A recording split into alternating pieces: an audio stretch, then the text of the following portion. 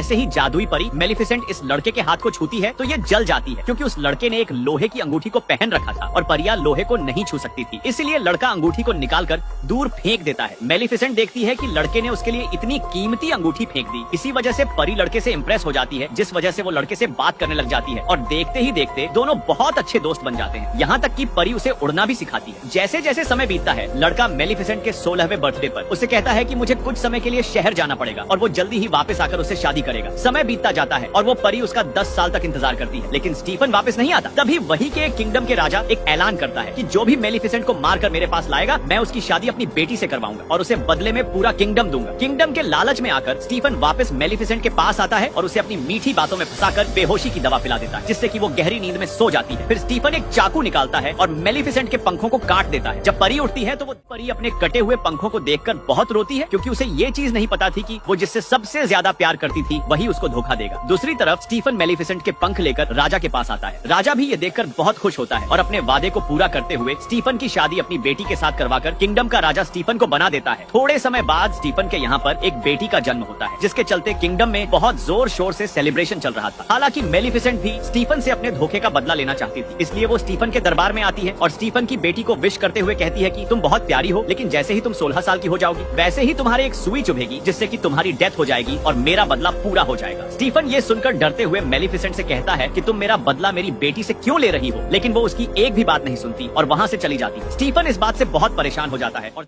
बेटी को 3 छोटी छोटी परियों को देते हुए कहता है कि इसे यहाँ से कहीं दूर ले जाओ और जब तक ये 16 साल की नहीं हो जाती इसे यहाँ लेके मत आना। इसीलिए वो तीनों परियां प्रिंसेस को अपने साथ एक जंगल में ले जाती है, लेकिन मेलिफिसेंट अपने बदले की आग के चलते वो भी वहाँ पहुँच जाती है और प्रिंसेस को डराने की कोशिश करती है, लेकिन प्रिंसेस तो उसे देखकर उल्टा हंसने लगती है, जिससे कि मेलिफिसेंट का दिल पिघल जाता है और वक्त के साथ साथ प्रिंसेस पूरे 15 साल की हो जाती है। हालांकि अब तक मेलिफिसेंट और प्रिंसेस की अच्छी दोस्ती हो जाती है और बिल्कुल माँ बेटी की तरह दोनों साथ रहती थी और साथ ही खेलती थी। जब एक दिन प्रिंसेस सो रही होती है तो मेलिफिसेंट अपनी पूरी पावर के साथ उसका श्राप वापस लेने की कोशिश करती है, लेकिन वो उसका श्राप वापस नहीं ले पाती। अगले दिन मेलिफिसेंट प्रिंसेस को बताती है कि उसके पास पहले बहुत अच्छे पंख हुआ करते थे, लेकिन तुम्हारे फादर ने धोखे से मेरे पंख काट दिए और इसी वजह से मैंने तुम्हें श्राप दिया। प्रिंसेस ये सुनते ही रोते हुए अपने पापा के पास आती है, लेकिन उसके पापा को उस पर बहुत गुस्सा आता है, क्योंकि वो अपने 16वें बर्थडे से एक दिन पहले ही किंगडम में आ जाती है। इसलिए राजा उन तीनों परियों पर बहुत गुस्सा होता है और अपनी बेटी को जादुई परी के श्राप से बचाने के लिए एक कमरे में बंद कर देता है, लेकिन वो वहाँ पर एक सुई को छू लेती है। प्रिंसेस सुई को छूती है, वो एक गहरी नींद में चली जाती है और अब वो उस श्राप से तभी मुक्त हो पाएगी जब उसे उसका सच्चा प्यार मिलेगा। ये सब चीजें देखकर राजा बहुत परेशान होता है। दूसरी तरफ मेलिफिसेंट को भी काफी दुख हो रहा होता है, इसीलिए वो उस लड़के से मिलती है जो कि कुछ दिन पहले प्रिंसेस से मिला होता है। उसे लगता है शायद ये प्रिंसेस का सच्चा प्यार हो और वो उसे अपने वश में करके प्रिंसेस के पास ले आती है, लेकिन वो लड़का उसका सच्चा प्यार नहीं था, क्योंकि वो प्रिंसेस को जगाने की बहुत कोशिश करता है, लेकिन वो नहीं जागती और ये सब देखकर मेलिफिसेंट रोने लगती है और रोते हुए उससे कहती है कि तुम्हें बहुत याद करूंगी, मुझे तुम्हारी स्माइल हमेशा याद आएगी। ये कहकर मेलिफिसेंट उसके माथे पर किस करती है और वहाँ से जाने लगती है, लेकिन तभी उसे पीछे से प्रिंसेस की आवाज आती है, यानी कि प्रिंसेस का सच्चा प्यार और कोई नहीं बल्कि मेलिफिसेंट ही होती है और वो मेलिफिसेंट से कहती है कि मैं तुम्हारे साथ जंगल में रहना चाहती हूँ। इसलिए मेलिफिसेंट उसे अपने साथ ले जाने लगती है, लेकिन तभी पीछे से स्टीफन के लोग उन पर लोहे का जाल डाल देते हैं जो कि परियों को जला देता है। मेलिफिसेंट बहुत कोशिश करती है, लेकिन वो इस जाल से नहीं निकल पाती। तभी वहाँ पर मेलिफिसेंट का दोस्त ड्रैगन बन के आ जाता है और चारों तरफ तबाही मचाते हुए मेलिफिसेंट आजाद होती है। उसी समय वहाँ पर स्टीफन आ जाता है, जो अपने सैनिकों के साथ उसे चारों तरफ से घेर लेता है, जिसे देखकर मेलिफिसेंट डर जाती है, क्योंकि इन सब ने लोहे की शील्ड पहन रखी थी और उसे समझ में आ जाता है कि यहाँ से उसका बचना नामुमकिन है। तभी दूसरी तरफ प्रिंसेस को मेलिफिसेंट के पंख नजर आ जाते हैं, जो कि उसके ही पापा ने धोखे से काट दिए थे और वो पंख मूव कर रहे थे। इसीलिए प्रिंसेस बिना सोचे समझे उन पंखों को आजाद कर देती है। वो पंख खुद ब खुद मेलिफिसेंट के साथ जाके लग जाते हैं, इसीलिए वो अपने पंखों के साथ पहले की तरह उड़ने लगती है, लेकिन राजा ने उसको जंजीर से पकड़ रखा था, इसलिए मेलिफिसेंट भी राजा को लेकर ही हवा में उड़ जाती है। लेकिन वो अभी भी स्टीफन से प्यार करती थी, इसलिए वो उसे नीचे नहीं गिराती और महल में ही छोड़ देती है। लेकिन स्टीफन भी मौका देखकर उस पर अटैक कर देता है और उसके पंखों को पकड़ लेता है, जिस वजह से दोनों ही महल से नीचे गिरने लगते हैं और जैसे ही ये दोनों जमीन से टकराने वाले होते हैं, मेलिफिसेंट अपने पंखों को खोल लेती है और उड़ जाती है, लेकिन इस वजह से स्टीफन जमीन पर गिरकर मर जाता है। हालांकि मेलिफिसेंट को अभी भी दुख हो रहा था, क्योंकि वो उससे आज भी प्यार करती थी। इसी के साथ हम अगली सुबह देखते हैं कि मेलिफिसेंट प्रिंसेस को जंगल की रानी बनाया जाता है। उसी समय कुछ लोग जादुई जंगल में आते हैं, जहाँ पर मेलिफिसेंट और प्रिंसेस रहती थी। वो वहाँ पर आकर कुछ जादुई क्रिएचर को चुराने लगते हैं, लेकिन तभी मेलिफिसेंट वहाँ आ जाती है और इनमें से 2 आदमियों को पकड़ लेती है। लेकिन इन्हीं में से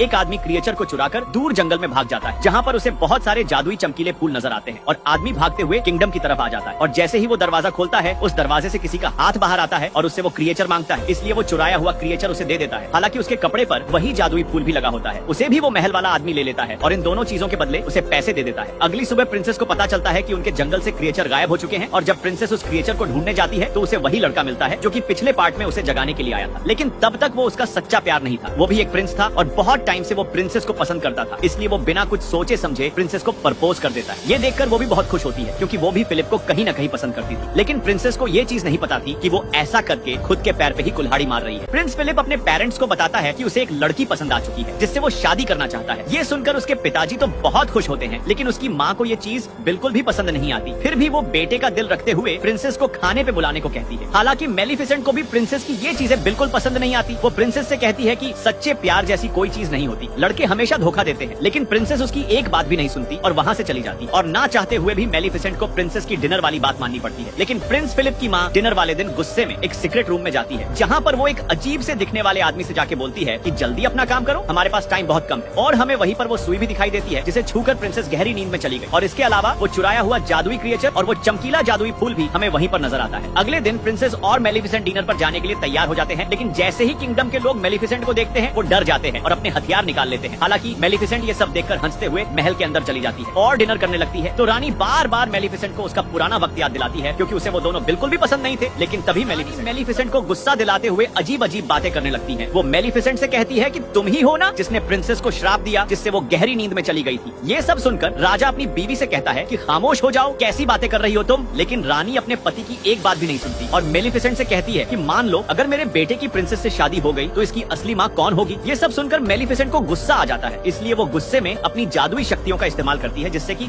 सभी दूर जाकर गिरते हैं। और ये सब चीजें देखकर रानी डरते हुए राजा के पीछे छिप जाती है। लेकिन तभी राजा नीचे गिर जाते हैं। रानी रोते हुए मेलिफिसेंट से कहती है कि तुमने ही राजा को श्राप दिया है जिससे कि ये गहरी नींद में चले गए। ये सब देखते हुए प्रिंसेस मेलिफिसेंट से कहती है कि तुम क्यों सबको गुस्से में श्राप देती रहती हो। मेलिफिसेंट उससे कहती है कि मैंने राजा को कोई भी श्राप नहीं दिया है। फिर भी प्रिंसेस मेलिफिसेंट की बातों पे यकीन नहीं करती और उसी समय राजा की सेना मेलिफिसेंट पर अटैक करने के लिए वहाँ आ जाती है। हालांकि मेलिफिसेंट प्रिंसेस से पूछती है कि क्या तुम मेरे साथ चलोगी, लेकिन प्रिंसेस उसके साथ जाने से मना कर देती है। और जब मेलिफिसेंट वापस जा रही होती है तभी एक लड़की लोहे की वापस अपने घर जा रही होती है, तभी एक लड़की लोहे की गोली से उस पे हमला कर देती है जिससे मेलिफिसेंट पानी में गिर जाती है। वहीं दूसरी तरफ राजा जो कि बेहोश पड़े होते हैं, इसलिए प्रिंस फिलिप अपनी माँ से कहता है कि आप पापा के सिर पर किस करो, शायद आप ही उनका सच्चा प्यार हो। लेकिन रानी अपने बेटे के ये बात मानने के लिए मना कर देती है। वो तो राजा से कभी प्यार करती ही नहीं थी क्योंकि वो एक लालची औरत थी। प्रिंसेस गुस्से में वापस जंगल में जाती है ताकि वो मेलिफिसेंट को मना सके कि वो अपना श्राप वापस ले ले। लेकिन उसे जंगल में पता चलता है कि मेलिफिसेंट तो गायब है और दूसरी तरफ वो लड़की पानी में नजर रख रही होती है कि मेलिफिसेंट कब यहाँ से निकलती है। लेकिन तभी वहाँ पर एक क्रिएचर आता है और मेलिफिसेंट को अपने साथ ले जाता है, इसलिए वो ये सब जल्दी से जाके रानी को बताती है। और वही प्रिंसेस जब अपने महल वापस आ रही होती है तो जंगल का एक जादुई क्रिएचर छुपके से उसके साथ महल में आ जाता है और वो क्रिएचर भी वहीं पर पहुंच जाता है जहाँ पर पहले से वो चुराई हुई क्रिएचर भी कैद थी और वो अजीब सा दिखने वाला आदमी उसे भी कैद कर लेता है। इधर रानी महल में ऐलान करवा देती है कि प्रिंसेस और फिलिप्स की शादी अगले 3 दिन में होने वाली है और वो सुलह करते हुए जंगल के सभी जादुई क्रिएचर को शादी में इनवाइट करती है। लेकिन ये सब तो रानी का एक प्लान था, सभी क्रिएचर को जंगल में ये ऐलान करवा देती है कि प्रिंसेस और फिलिप्स की शादी अगले 3 दिन में होने वाली और जंगल के सभी क्रिएचर को इनवाइट करते हुए कहती है कि हम सभी लड़ाई छोड़ दें और आपस में दोस्ती करें। लेकिन ये तो रानी की एक चाल थी क्योंकि वो मेलिफिसेंट को मारकर जंगल के सभी क्रिएचर को कैद करते हुए उस जंगल पर कब्जा करना चाहती थी। दूसरी तरफ मेलिफिसेंट को होश आ जाता है। वो देखती है कि उसके पास उस जैसे ही बहुत सारे क्रिएचर हैं और उन्हीं में से एक क्रिएचर मेलिफिसेंट को बताता है कि कभी किसी टाइम में यहाँ पर सभी जादुई परियां एक साथ रहती थी, लेकिन इंसानों ने सभी को मार दिया। और वो मेलिफिसेंट को बताता है कि तुम ही एक लास्ट अच्छी परी हो जो अभी तक जिंदा हो। आदमी मेलिफिसेंट को बताता है कि जल्दी ही तुम ऐसी स्टेज पर पहुंचोगी जिससे तुम दुनिया की सबसे पावरफुल परी बन जाओ। लेकिन वो आखिरी स्टेज तुम अभी तक पार नहीं कर पाई और वो है प्रिंसेस को माफ करना, क्योंकि सारी उम्र तुमने उससे दिल से प्यार किया है। अगर तुम उसे माफ कर दोगी तो तुम दुनिया की सबसे खतरनाक परी बन जाओ। लेकिन मेलिफिसेंट उसे मना करते हुए कहती है कि मैंने उससे सारी उम्र प्यार किया और उसने मुझे धोखा दिया। तभी वहाँ पर बोरा आ जाता है जो इन्हें बताता है कि प्रिंस और प्रिंसेस की शादी हो रही है, यही सही मौका है उन पर अटैक करने का। तभी दूसरी तरफ वो अजीब सा दिखने वाला आदमी एक ऐसा पाउडर तैयार कर लेता है जो कि परियों को पल भर में मार सकता था। ये अजीब सा दिखने वाला आदमी उस जादुई फूल से एक ऐसा पाउडर तैयार कर लेता है जो कि परियों को पल भर में मार सकता था। ये सब देखकर रानी बहुत खुश होती है, लेकिन वो आदमी रानी से बोलता है कि हमें जंगल के सभी क्रिएचर को मारने के लिए बहुत सारे पाउडर की जरूरत पड़ेगी और ये पाउडर तभी ज्यादा बन सकता है जब आप मुझे बहुत सारे चमकीले जादुई फूल ला कर दो। इसलिए रानी अपने लोगों को ऑर्डर देती है कि जल्दी जाओ और जंगल से सारे चमकीले फूल लेकर आओ। और जैसे ही उसके आदमी जंगल में पहुंचते हैं जादुई फूल लेने के लिए, तभी मेलिफिसेंट को खबर हो जाती है और वो भी वहाँ पहुंच जाती है। लेकिन तब तक बहुत देर हो चुकी थी क्योंकि रानी के आदमी सारे जादुई फूल तोड़ के अपने साथ ले गए। हालांकि ये सब देखकर मेलिफिसेंट को बहुत दुख होता है और जैसे ही वो कुछ समझ पाती, झाड़ियों में छिपी हुई सेना लोहे की गोलियों से मेलिफिसेंट पे हमला कर देती है। लेकिन तभी वहाँ पर बोरा का एक साथी आकर उसे बचा लेता है और बोरा भी इन दोनों को बचाते हुए रानी की सेना पर अटैक करने लगता है। जैसे ही ये तीनों बचते बचाते यहाँ से निकलते हैं तो मेलिफिसेंट देखती है कि बोरा का साथी मर चुका है। अगली सुबह हम देखते हैं कि प्रिंसेस की शादी की तैयारियां चालू हो चुकी हैं और जंगल के सभी क्रिएचर महल की तरफ जाने लगते हैं। लेकिन उन्हें ये चीज नहीं पता थी कि वो ऐसा करके खुद की ही जान को खतरे में डाल रहे हैं। Subscribe for next part. रानी शादी की तैयारियों के बीच में प्रिंस को एक फूल देती है और उससे कहती है कि ये फूल अपनी पत्नी को दे देना। इसलिए प्रिंस फिलिप प्रिंसेस को वो फूल दे देता है। हालांकि प्रिंसेस उस फूल को देखकर बहुत ज्यादा हैरान हो जाती है क्योंकि वो उसी के ही जंगल का फूल था और वो सोचने लगती है कि रानी ने ये फूल मेरे लिए क्यों भिजवाया होगा। वो रानी को महल में ढूंढने लगती है, तभी उसे वो सीक्रेट रूम मिल जाता है। इसीलिए वो उस फूल को लेकर उस रूम के अंदर चली जाती है और उसे वहीं पर वो सुई नजर आती है जिसे छूकर वो गहरी नींद में चली गई थी। हालांकि प्रिंसेस को सारे विजन आने लगते हैं। उसे ये चीज पता चल जाती है कि राजा को और किसी ने नहीं बल्कि रानी ने ही मारा। इसके अलावा उसे वही क्रिएचर दिखाई देते हैं जिन्हें उस अजीब से दिखने वाले आदमी ने कैद कर रखा था। जैसे ही वो उन्हें छुड़ाने लगती है तभी वहाँ पर रानी आ जाती है और वो प्रिंसेस से कहती है कि पहले मेरा महल उस जंगल के पास हुआ करता था, लेकिन इन सब क्रिएचर और मेलिफिसेंट के पूर्वजों ने मिलकर मेरे महल को नुकसान पहुंचा दिया और मेरे पिताजी मारे। और मेरा भाई भी जब वहाँ पर सुलह करने गया तो जंगल के क्रिएचर ने मेरे भाई को भी मार दिया और जब मैं अकेली बच गई तो मुझे राजा से शादी करनी पड़ी, जबकि मैं राजा से बिल्कुल भी प्यार नहीं करती थी। रानी सेना को ऑर्डर देते हुए कहती है कि प्रिंसेस को एक कमरे में बंद कर सभी क्रिएचर को एक कमरे में बंद करके उन सभी पर वो लाल जादुई पाउडर छिड़कवा देती है जो कि उस अजीब से दिखने वाले आदमी ने बनाया था, जिसकी वजह से सभी क्रिएचर कमजोर पड़ने लगते हैं। दूसरी तरफ जिस कमरे में प्रिंसेस बंद होती है वहीं पर उसका वैडिक ड्रेस होता है, इसलिए वो उसे फाड़कर काफी लंबी रस्सी में बदल देती है और महल से नीचे जाने की कोशिश करती है। लेकिन तभी वहाँ पर सोल्जर आ जाते हैं। हालांकि प्रिंसेस तब तक उस ड्रेस से लटक कर नीचे राजा के रूम में आ जाती है जहाँ पर प्रिंस फिलिप भी होता है और वो रोते हुए प्रिंस को बताती है कि रानी ने मेरे साथ क्या क्या किया और मेलिफिसेंट ने राजा को श्राप नहीं दिया बल्कि रानी ने दिया है, जिसे सुनकर प्रिंस काफी हैरान हो जाता है। इधर रानी अपने महल की छत पर होती है जो कि जंगल की तरफ काफी सारे बॉम्ब फेंक रही थी क्योंकि बोरा और उसकी सेना महल पर अटैक करने आ रहे थे। प्रिंसेस को मेलिफिसेंट का जादुई कौवा दिखाई देता है जो कि इंसानी शरीर में था। वो उससे कहती है कि हमें सभी क्रिएचर की जान बचाने के लिए यहाँ की चर्च का दरवाजा खोलना पड़ेगा क्योंकि सभी क्रिएचर चर्च के अंदर थे जहाँ पर रानी उन पर वो लाल जादुई पाउडर छिड़का रही थी। इसलिए वो दोनों मिलकर दरवाजा खोलने लगते हैं, पर तभी वहाँ पर सोल्जर आ जाते हैं जो कि दोनों को पकड़ लेते हैं। लेकिन उसी समय वहाँ पर मेलिफिसेंट भी आ जाती है जो कि अपने जादुई कोवे को बियर बनवा के गेट खुलवा देती है, जिससे सभी क्रिएचर बाहर आ जाते हैं। Subscribe for next. मेलिफिसेंट महल के सोल्जर पे अटैक करते हुए अपने लोगों को बचाने लगती है। तभी वहाँ पर बोरा भी आ जाता है जो कि जनरल को मारने ही वाला होता है, लेकिन प्रिंस फिलिप आके उसे बचाते हुए बोरा से कहता है कि ये हमारे जनरल है, इसे कुछ मत करना। जनरल देखता है कि इसने मुझे नहीं मारा तो उसे पता चल जाता है कि असली जालिम कौन है, यानी कि रानी ही असली जालिम है। दूसरी तरफ मेलिफिसेंट महल की छत पर आती है उसी रानी के पास और जैसे ही मेलिफिसेंट रानी को मारने वाली होती है तभी बीच में प्रिंसेस आ जाती है और वो उससे कहती है कि प्लीज रानी को मत मारी वरना सब लोग वाकई में समझेंगे कि आप जालिम हैं। लेकिन मेलिफिसेंट गुस्से में कहती है कि नहीं प्रिंसेस पीछे हट जाओ, मुझे तुम्हारी कोई भी बात नहीं सुननी। लेकिन फिर भी प्रिंसेस नहीं हटती और वो रोते हुए कहती है कि प्लीज मदर ऐसा ना करे। और जैसे ही मेलिफिसेंट उसके मुंह से मदर वर्ड सुनती है उसका दिल पिघल जाता है और उसके दिल में इमोशन आने लगते हैं। और जब वे दोनों एक दूसरे को देख रहे होते हैं तभी रानी वही जादुई पाउडर प्रिंसेस की तरफ फेंकती है, लेकिन मेलिफिसेंट उसके सामने आकर प्रिंसेस की जान बचा लेती है और जैसे ही उसे वो तीर आके लगता है वो गायब होने लगती है। ये देखकर प्रिंसेस बहुत रोती है। हालांकि रानी बहुत खुश होती है और वो ये ऐलान करती है कि मेलिफिसेंट अब नहीं रही और अब मैं पूरी जगह पर कब्जा करने वाली हूँ। लेकिन तभी सब्सक्राइब और नेक्स्ट पार्ट। मेलिफिसेंट को जैसे ही तीर आकर लगता है वो राख में बदलने लगती है और ये देखकर प्रिंसेस बहुत ज्यादा रोने लगती है और इसी वजह से प्रिंसेस की आंसू मेलिफिसेंट की राख पर गिर जाते हैं, जिससे मेलिफिसेंट फिर से खड़ी हो जाती है। ये सब देखकर रानी को बहुत गुस्सा आता है, इसलिए वो गुस्से में प्रिंसेस को महल से नीचे धक्का दे देती है। हालांकि मेलिफिसेंट उसे बचा लेती है। इधर प्रिंस फिलिप को भी उसकी माँ के बारे में सब कुछ पता चल चुका था, इसलिए वो मेलिफिसेंट के पास आ जाता है